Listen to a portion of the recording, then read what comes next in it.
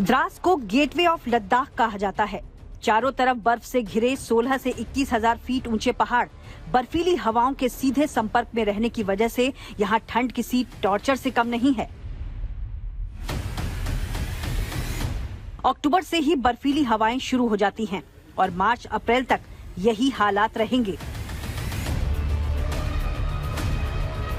Welcome to second coldest habitat on earth, Drass. ये मैं नहीं कह रहा हूं, बल्कि ये कस्बा द्रास आपको दुनिया की दूसरी सबसे ठंडी जगह यानी द्रास का में स्वागत करता है। यहाँ पर इस वक्त वर्तमान में तापमान -9 डिग्री है, क्योंकि दोपहर का टाइम है और सूरज ढलने के साथ साथ ही ये तापमान लुढ़क कर -25 डिग्री रात के भीतर पहुंच जाएगा। लेकिन तब भी अगर कुछ चहल पहल आपको इस वक्त बाजार में दिख रही है, द्रास के बाजार में, ये सिर्फ कुछ घंटों के लिए है। यानी दिन में 2-3 घंटे जब दुकानें खुलती है, जब लोग जो हैं जरूरी साज सामान लेने के लिए अब घरों से बाहर निकलते हैं, वाहन चलते हैं, क्योंकि अभी उतनी बर्फबारी नहीं हुई है। ये हाईवे जो करगिल जाती है ये भी खुली है और बच्चे जो हैं इसी समय स्कूल जाते हैं और ट्यूशन पढ़ के आते हैं।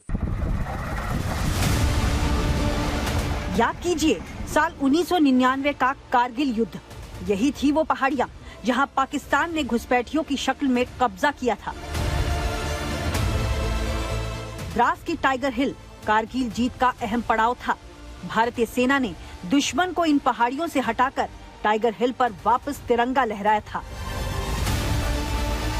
सोचिए, जिन हालात में यहाँ रहना मुश्किल है, उन हालात में उस वक्त सेना ने युद्ध कैसे किया होगा। इस जगह की पहचान न सिर्फ दुनिया की दूसरी सबसे ठंडी जगह के तौर पर है, बल्कि इसकी पहचान 1999 में करगिल युद्ध के दौरान पड़ी थी। तब जो ये आप दिखा रहे हैं कैमरे में, हम आपको दिखाएंगे, टाइगर हिल की वजह से सबसे ऊंची चोटी जो द्रास में है वो टाइगर हिल है। और उस टाइगर हिल पर साल के इसी मौसम में यानी जनवरी के महीने में ही पाकिस्तानी घुसपैठिए तब घुस आए थे जब सेना के पोस्ट दोनों देशों के खाली होते थे सर्दियों के दौरान।